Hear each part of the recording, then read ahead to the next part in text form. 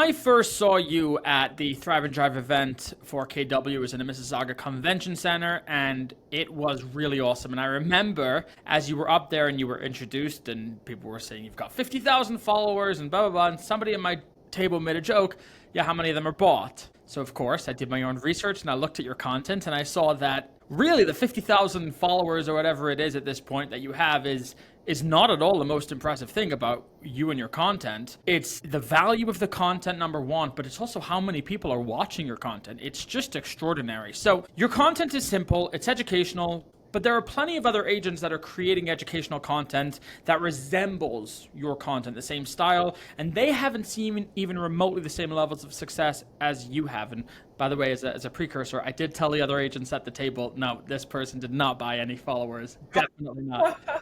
Why do you think your content works so well? Yeah, so I guess that brings up a great point is number one, I'm authentic. And it's funny because a lot of realtors online, they do purchase followers and that instantly creates a lack of credibility. So number one, I have been organic. Of course, I have paid ads, but I've never purchased followers and people can easily identify that. If someone goes to your Instagram, you have 50,000 followers, but you have an average of, 200 or 20 views per video, it's gonna show that you are most likely doing something behind the scenes, right? But when you see someone's consistently having 100,000 plus views on videos, that's when you'll start to get a feel that okay, this person's putting out legit content. But what I would say is that I have been doing this consistently for 4 years straight. A lot of realtors are putting out educational content, but they're not being consistent and sticking with the long haul. So I am sure that there are realtors out there who aren't getting the same traction that I am, who will in the future, but this was 4 years of putting content out consistently. I would say that a few realtors are missing the mark in the sense that I am the same way I am now as I am online. And I think that there's a lot of realtors who force themselves to get online, but they're not really their authentic selves. They're either like super bland vanilla or they're doing too much. It's like you just have to be yourself and you also have to be very confident in the information you're putting out. And I think something else that makes me really unique is a lot of realtors are posting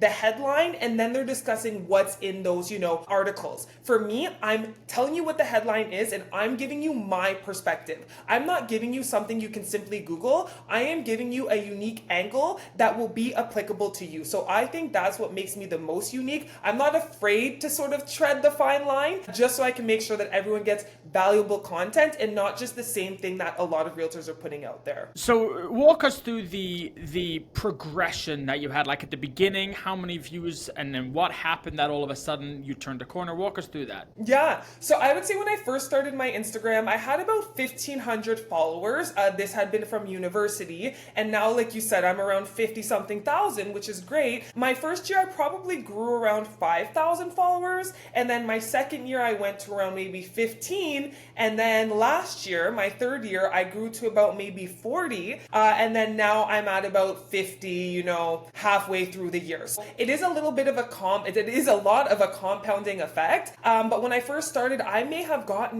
maybe maximum 10 views per video, but as I continue to remain consistent and put quality content out there and get a better idea of what it is that people are actually looking for, that's when my views started to go up. But what really changed the game for me was when you started to be able to boost your content, which is essentially making your content ads and forcing it onto other people's feeds. But what realtors need to understand, and this is a big issue that I have with a lot of realtors right now who are posting content, is they're not putting the quality content out there. And the point of boosting your content is to force it on someone's feed, have them look at your content, catch their eye, have them follow you, and then engage with your content consistently. But if you're not putting quality content out there and you're boosting garbage, you're not going to get the conversion. And that's why you're going to say social media isn't a legitimate lead pillar, but you're not leveraging social media in the right way. So there are two things that I want to discuss there, and I'm going to lay them both out and I'm going to order them.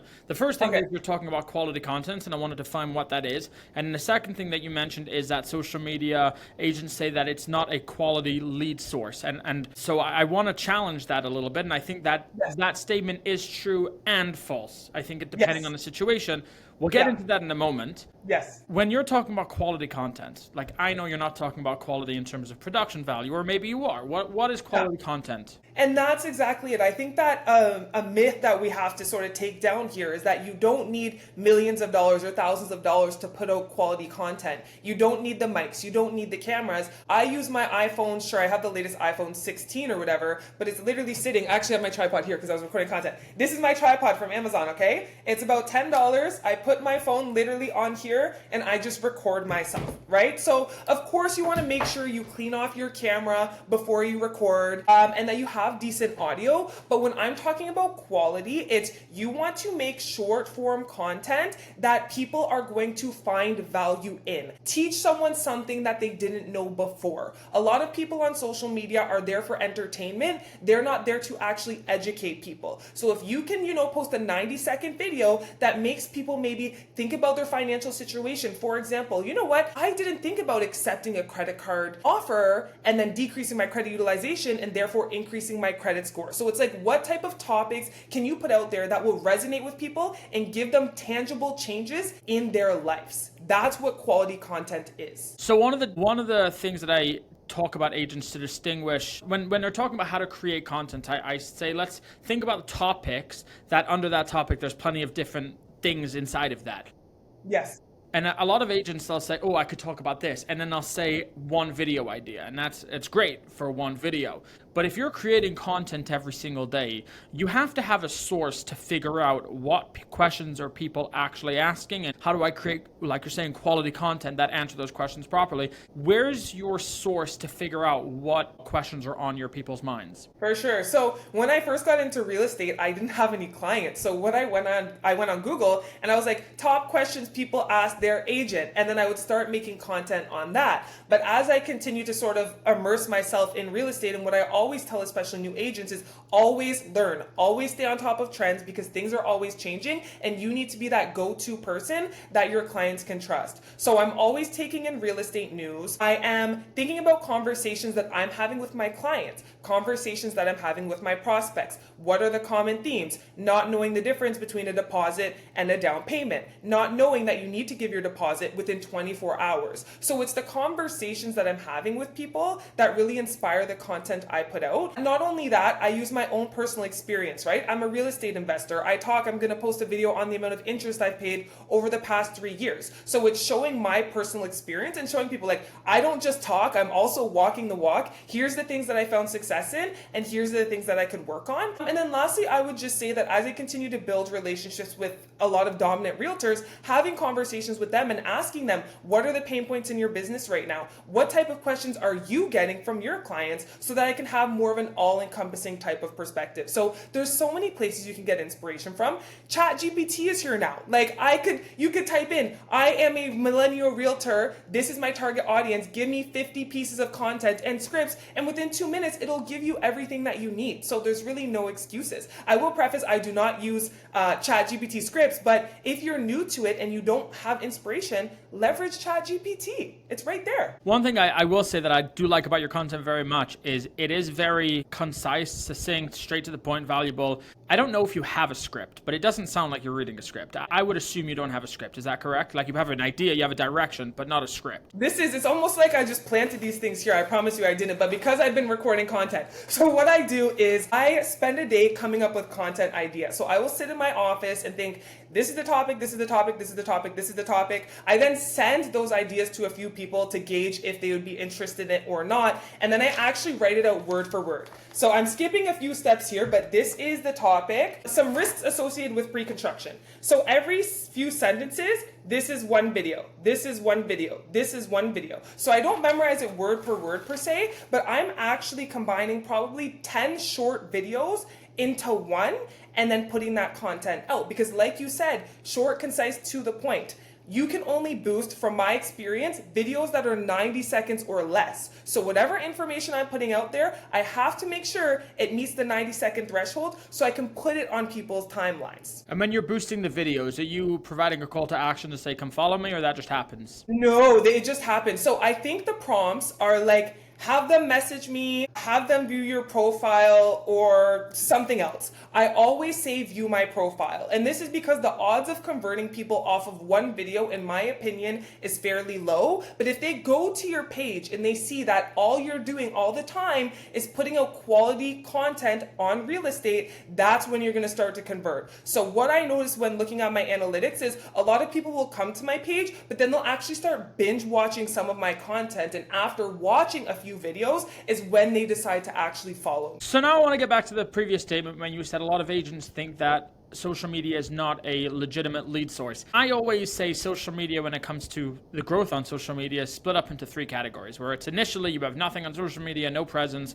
That's just about create some videos, post your 3 videos at the top, or pin them rather, make your profile look all good and welcoming. That's the first one, and there's no one really coming. The second stage is now you have something there that when you have conversations with people offline, you can then say, go check out my social media just to verify. So I'm kind of like lower middle of the funnel, and I'm not using it as a lead generation source. It's go look, see that I'm legit, and then we can continue or whatever it is. Then the third stage, which I think if I had to say timelines, probably stage 1, like we just spoke about, you could do that in a day, make it look nice. Stage 2, maybe you need about 4 to 6 months of just creating good quality content that you're proud of to send people to. And then stage 3, that's forever. Like that's really, and it's only a lead generation source is stage 3, but I think most agents, from my experience, I don't know that the majority of agents listening to this, in fact, I do know that the majority of agents listening to this won't, however inspired they may feel listening, won't continue to create quality content for 6 months consistently, and therefore will never get to stage 3, and therefore it will never become a legitimate lead source. What do you think about all of that? You hit it on the bullseye. That's exactly it. And something that I noticed for a lot of content creators or realtors who are successful in their respective fields or industries is that they do the boring stuff over and over and over, and they understand their goal and they're consistent until they get there. They also understand the concept of delayed gratification. I find a lot of agents now, they go online, they post videos, they think they're going to become a success overnight, they're going to have hundreds of clients come to them, and that's just not the case. You have to post consistently. Like I said, I didn't hit a big shift in my career, I would say until about 2.5 years in of posting every single week. If you're not going to commit yourself to that, I can't guarantee even half the results that I'm getting today. So posting every single week, like was it once a week, every day? How often? Yeah, so when I first started, I was posting twice a week. And then the issue is, as I started to grow, you start running out of ideas, right? There's only so many things that you can talk about, and you start to get burnt out. There's only so many times I can go record content. So I have now switched to 1 time a week. This year, I've been slacking a little bit. Business has been very busy, so I need to get back to my systems. But once a week, and I always have a story up. I always have a story up because I still want to be top of mind despite not posting every week anymore. And I'm still getting the same amount of leads that I used to when I posted, once a week consistently as I am now. But that's because I'm engaging with a lot more people because I'm not posting as much. So I'm posting the stories, people are commenting on my stories, and I'm re-engaging with them. But you always have to stay active because when people think of real estate, you want them to think of you right away. And if you're not in front of their face all the time, they might think of Oliver instead of Jayden, right? So what did you do for, I know Keller Williams often preaches prospecting focused, marketing enhanced, and you're at the point now where your quote unquote marketing is now your prospecting, but for 2.5 years that wasn't the case. So what did you do for those 2.5 years to generate business? I posted content. That's really it. I would say I did try the door knocking, the cold calling. It didn't really work for me, but I was lucky enough to, after my first year, I did like 3 or 4 deals. So I didn't do too many deals. It was really just building my foundation, my systems, and just understanding how I was going to put content out there. And honestly, the business just came. I know it's not the most ideal answer, but it came from just posting the content and also referrals. But I was just focused on putting content out there consistently. And I knew, like, at the end of the day, it takes 4 or 5 deals to make what you made at your full-time job for the whole year, in real estate. So I was still, I felt like I was still making a good amount of money, even though I wasn't getting the traction that I did, now before. What does your day look like? Or let's even say, what does your week look like? Honestly, it's sort of boring. A lot of people ask me this and I don't really have a good answer. I don't have like a standard week, so I always wake up at 5:30, I work out, and then the next hour or two, I'm just trying to do like catch up on emails, back end things, and then I always try to come up with at least one new reel idea a day, like from Monday to Friday, just so I have content ideas. And then the next week I will try to expand on that. But it really comes down to every week, well, every night I create goals for the following day, and I just make sure I do whatever I need to do, be it following up with clients, going out with someone to a restaurant, etc. Really just trying to get my name and face out as many places as possible. And then I have 3 business goals per week and 3 personal goals per week, and then I just go off of that. So for example, one of my goals this week is I wanted to extract people's information from social media and put it in my CRM. So I posted a story where I could get people's emails, and I'm now in the process of putting that information in my CRM so that I have that information quote unquote offline or off Instagram, so that I could then leverage that information down the road to provide value. So that's one of my goals, and it might sound like it doesn't take much time, but that will actually take me like 2 days just to do that. Right. So on Sunday night, basically, you plan out what are my 3 goals and 3 business and personal goals for the whole week. Every night before you go to bed, you say, tomorrow, these are the things that I need to do. And then you wake up at 5:30, work out for an hour, and then spend the next 2 hours accomplishing those things that were on your list. Yeah, and then things always come up, right? And like, don't get me wrong, the majority of my clients are buyers right now. So I am probably doing showings almost every day, and that takes up, my evenings. And then, I'm very big on planning. So I also have monthly goals, I have quarterly goals, and then I also have annual goals. So it's like I have big goals, and then I create them down to like bite size, down literally to the day. It's wild. For me, it's almost like a cheat code that I've realized that if I woke up early in the morning and worked out, and if I planned the night before, it's literally like I have an upgraded operating system. Like the level of productivity is immeasurably better than if I didn't do those 2 things. 100%. And I think that's another thing that I see a lot of the top realtors doing is they all take care of their physical well-being too. And the thing is, if we're not at our best, how can we be best for our family and for our clients? So that for me is a non-negotiable. And as a realtor, we have a lot of fires that we're putting out on a daily basis. If I don't work out, my brain cannot put the fires out with the same efficiency that it can if I actually work out. So that for me is a non-negotiable. And I think that a lot of people start planning for their day at the beginning of the day, and that might take a decent amount of time. But if you start your day, I also have my outfit plan too. So I have my outfit. I wake up in the morning, I work out. I don't have to think about what I'm going to do. I know exactly what I'm going to do. And if I check off all my goals, it doesn't matter if it takes me an hour or 8 hours, I will be happy for the day. It's also the headspace. Like you're in it. You wake up like it's like there's no grogginess. You're just bam. Exactly. One of the biggest challenges that agents face is, we all know, it's called shiny object syndrome, where there's always something better that you could be doing. And the reality is that entrepreneurship or real estate in general, it's true. There's a million things that any agent could be doing at any given time to grow their business. The question isn't what they could be doing. It's a question is what shouldn't they be doing right now? And I bet, in fact, I know that when you're in your first 2.5 years creating content and you're speaking to the top agents and you're saying, it's just not really working out for me. And they say, well, how many doors did you knock? You say, oh, I didn't really, it's not working for me. How many calls did you make? I didn't, it's not working for me. But I created a couple of videos and I reached out to people and engaged in social media. They'd probably laugh at you and be like, come, let's get serious about this for a second. And they would even have a point. And yet here we are, and they were wrong. So how, as an agent, would you distinguish whether or not you're chasing shiny objects or whether or not you have a vision that other people just can't see? That was a bar. I would say, well, my vision, like the reason why, another thing I should have said is like my why sort of got me through, because I understood the bigger picture and what it is that I'm trying to do. And every time I had an interaction with someone, that sort of brought me closer to what it is that I'm trying to do. Because the thing is, the barrier of entry to get into real estate is quite low, right? So there are some realtors out there who aren't educating their clients. And I want to make sure that if they are for some reason in the wrong hands, that they stay informed. But it's also sort of funny because a lot of agents before, they looked at me sort of sideways like, you're doing this real estate online thing. And now they're like, holy shit, like, can you come teach my team how to do real estate online? So it's really funny. But I totally forgot your question. Can you repeat your question, please? Thank you. I'll repeat my bar. Your bar, yes.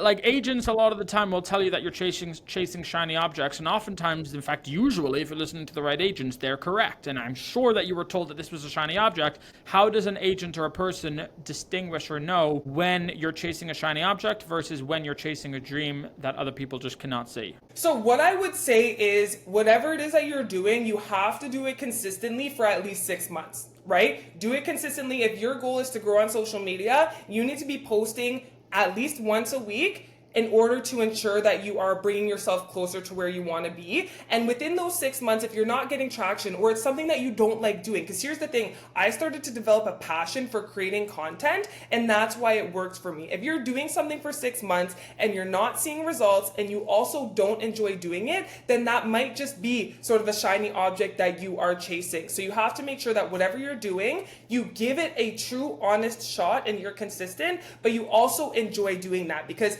if you do find a bit of success in social media, but you find that it always drains you and you're not enjoying it, down the line, it's not going to be sustainable and you're sort of going to have to start off fresh potentially with something else. So I would say you have to give it a true shot in order to see, but you have to give it at least 6 months. You did an interview with KW Insider, and you said that your mission, what you're all about, is bridging the gap between financial literacy and real estate. What gaps are you referring to? You did your homework, that's good. But specifically the education gap. So I find that a lot of people are posting online, I just bought my house, or there's a lot of realtors showing just listed, just sold, but no one's really sharing the story of how people got to where it is that they want to be. So when it comes to financial literacy, it's literally going back to the grassroots level.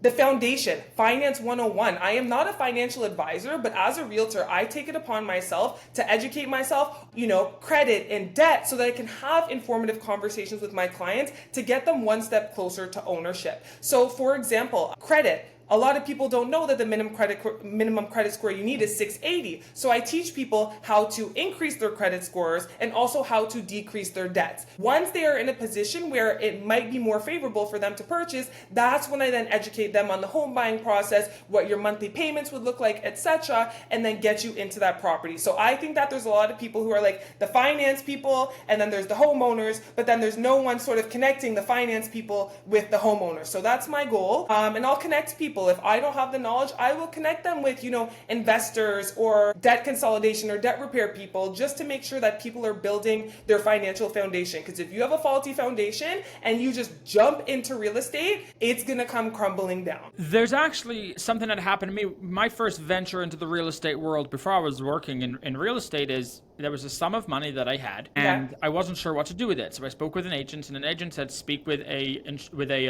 mortgage broker. And so I spoke with their preferred mortgage broker, and the agent told me my real estate information that I needed to know. My mortgage broker told me the mortgage information that I needed to know. And now I knew how much money I could pay for an investment if I wanted to, but I didn't know where to go from there. So that gap that you're talking about, like I've got my financial advice and my financial advisors, I've got my real estate agent that says, let's look for a house together.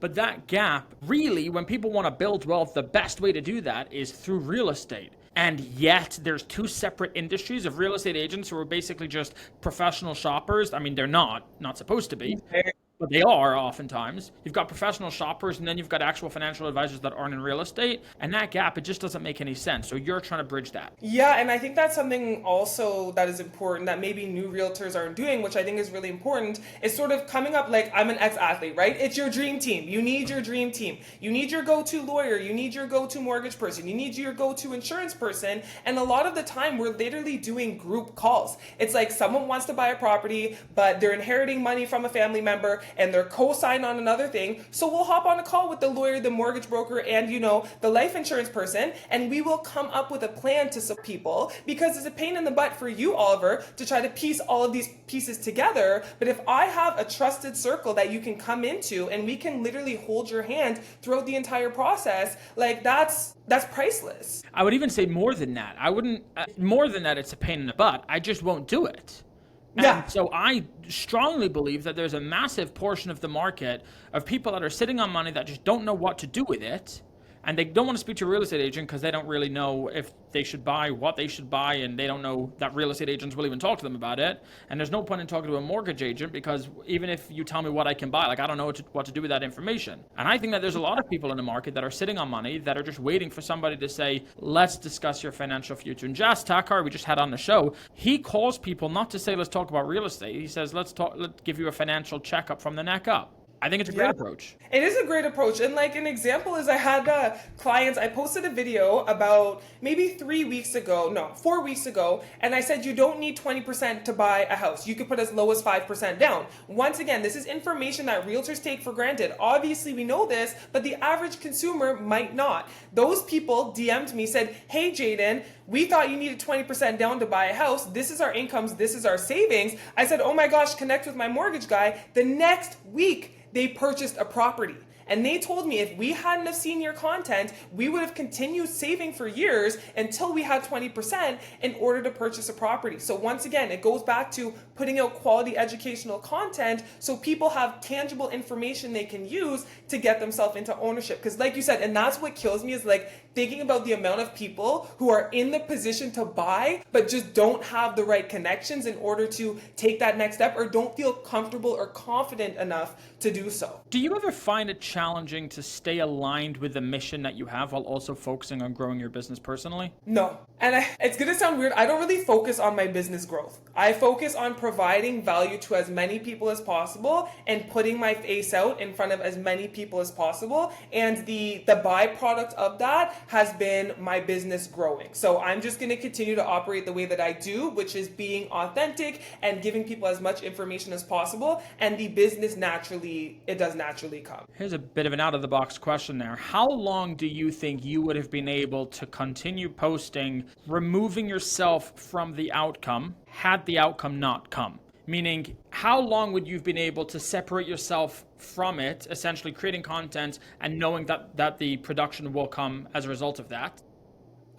So for you were doing that for a while and the results weren't coming, but then they started to come, which allows you to continue focusing on a sense of mission while creating the content. How long do you think you would have been able to do that before production started to come? If I'm being honest, after like year 2, it was 6 figures, right? So for me, it's like, I knew even if I made $100,000, right, year over year, that's enough money for me. I'm happy. I'm living my best life. I'm traveling with my friends. So I personally think that I could, even if I don't get the money that I do now, if I continue to put content out, I would still do that because I'm seeing the impact that I'm having on people's lives. Like the amount of people who have messaged me, they're not even in the position to buy a house, but they're like, Jayden, your content has inspired my family to have financial conversations. Amazing. Your content has enabled me to increase my credit and qualify for a car loan. Amazing. So for me, it's like the money is amazing, but the impact, the way I personally define success is by impact, not by the amount of money that you have in your bank account. How do you keep the content fresh while staying consistent? I think that once again, it sort of just goes back to the conversations I'm having with clients. For example, this whole tariff situation, are they on? Are they off? We don't know.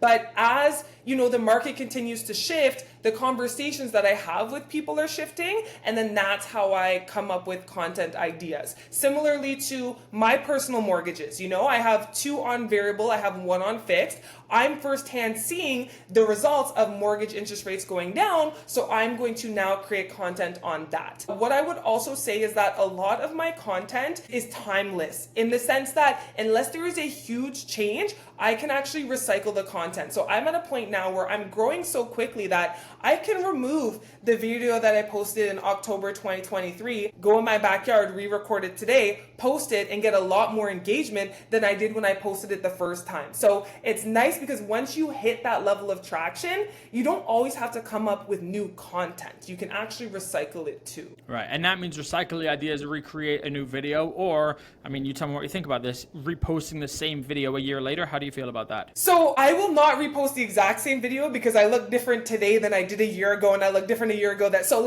just logistically, I am going to re-record the video, but I have one video I'm going to post next week where it's word for word the same video that I posted 2 years ago, but it's still relevant today, which makes it way easier for me because now I'm at a point where all I have to do is take old content, maybe tweak it a little bit, and then put it out there. right? Similar to some of the content that I get the biggest traction with is where I'm breaking down how much cash it is that you need to buy houses at certain price points. However, there's 500 million different price points that you can talk about. So it's great because I can post 500 million pieces of content using the exact same template, just changing the numbers, and I'll get different traction because you might be interested in a $700,000 house. Meanwhile, I'm interested in an $800,000 house, and those numbers are going to apply to different people and get different amounts of traction.